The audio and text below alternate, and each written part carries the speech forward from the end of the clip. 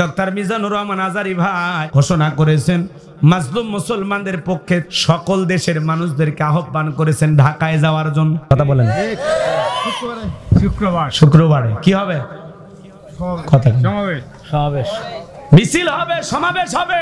Doctor Mizanur Rahman Azhari ভাই ডাক দিয়েছেন, তিনি সশরীরে উপস্থিত থাকবেন ইনশাআল্লাহ। শুধু কি তাই? শাইখুল হাদিস আল্লামা মামুনুল হক, শাইখ আহমদুল্লাহ, এদেশের বরণ্য দ্বীনের দায়ী মুফাসসিররা উপস্থিত হবেন ইনশাআল্লাহ। কথা বলেন না কেন? আল্লামা খালিদ সাইফুল্লাহ আইয়ুবী, আব্দুল হাই মোহাম্মদ সাইফুল্লাহ ভাই সহ অসংখ্য উলামায়ে কেরাম উপস্থিত হবেন ইনশাআল্লাহ।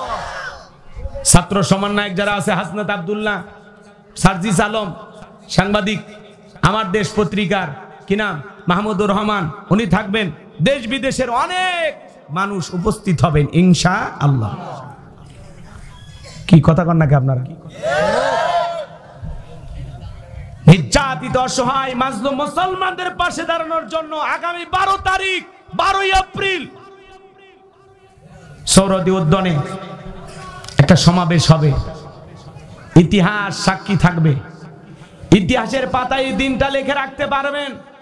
কত লক্ষ মানুষ হবে আমরা ধারণা করতে পারতেছি। 30 থেকে 40 লক্ষ মানুষ উপস্থিত হবে ইনশাআল্লাহ।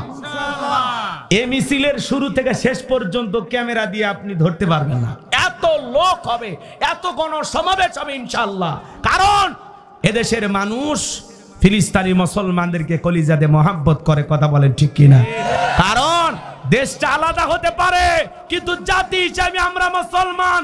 আমাদের পরিচয় একটাই, আমরা আখিরি নবীর আখির উম্মত। যেই দেশেই থাকি না কেন আমরা মুসলমান। ওখানের শিশু মারা যাচ্ছে মনে হয় আমার সন্তান মারা যাচ্ছে। কথা বলেন ঠিক কিনা?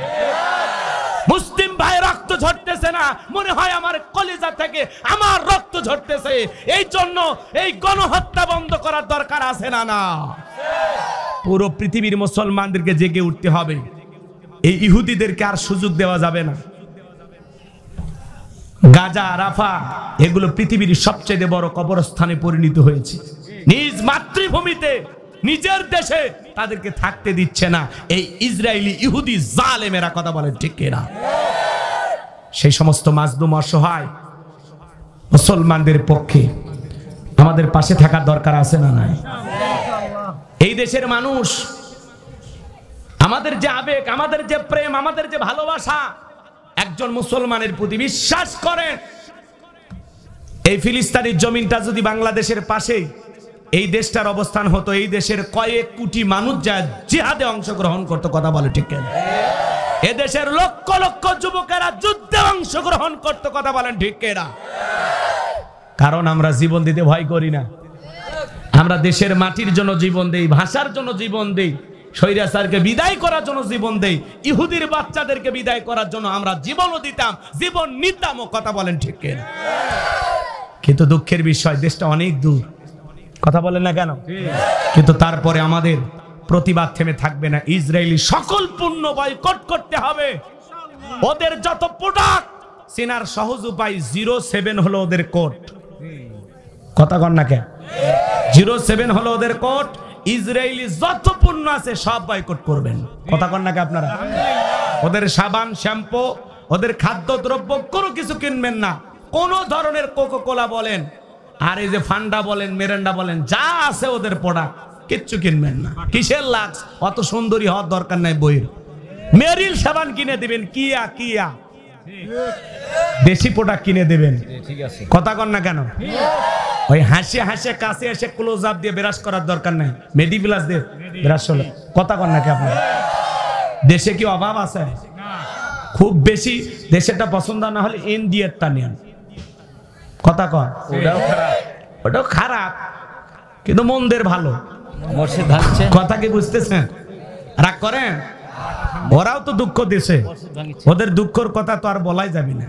ওরা পাশের প্রতিবেশী হয়ে যে ছেঁকা দিচ্ছে আমাদের, আলহামদুলিল্লাহ আমরা ঘুরে দাঁড়াচ্ছি। ওরা অনেক পরিকল্পনা করছিল এই 7 মাসে, বিভিন্ন ভাবে এই সরকারকে ব্যর্থ করার চেষ্টা করেছিল। পরিশেষে ব্যাংককে গিয়ে ডক্টর ইউনূসের সামনে শ্রদ্ধার সম্মান প্রদর্শন করে বলে, সরি দাদা, সরি। কথা কেন ডক্টর ইউনূস সাহেব কি জিনিস চীনে যায় লাল গালিজার শুভেচ্ছা, ব্যাংককে যায় ফুলের মালা দিয়ে গ্রহণ করে, নরেন্দ্র মোদীর সাথে বৈঠক হবে, সব দাঁড়ায় গেছে, মোদী সহ সব দাঁড়িয়ে গেছে।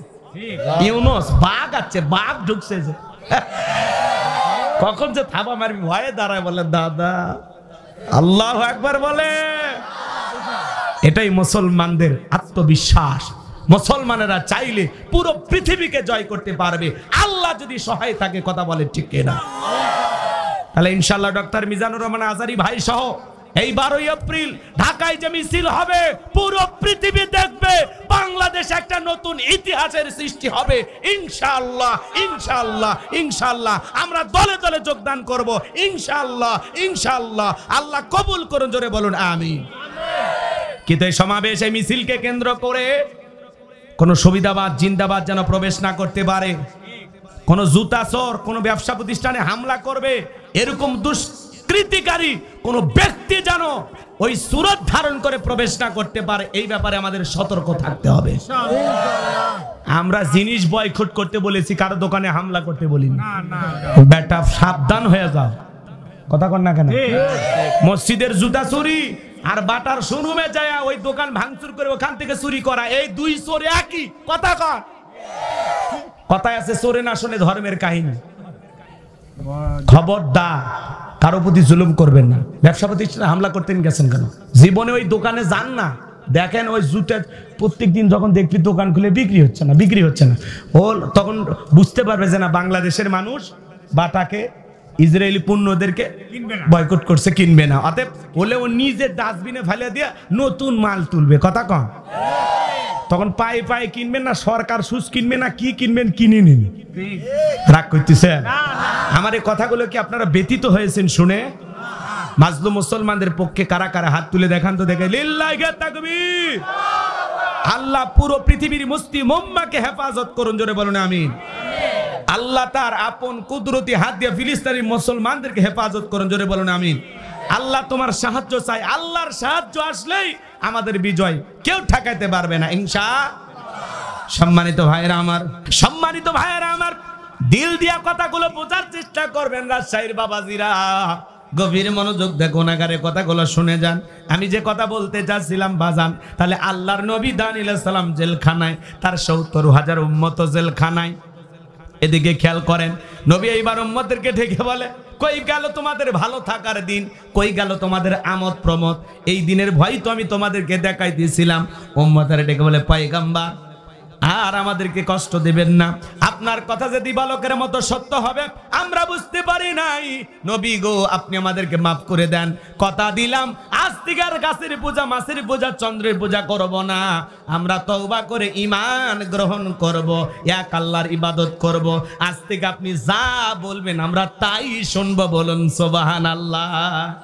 আল্লাহ নবী দানিয়েল ডেকে বলে, শোনো তাহলে আজকে রাত 12টার পরে আমি যখন আল্লাহ বলে ডাক দেব, আমার সঙ্গে তোমরা সবাই ঘুম থেকে জাগ্রত হয়ে আল্লাহ বলে ডাক দিবা।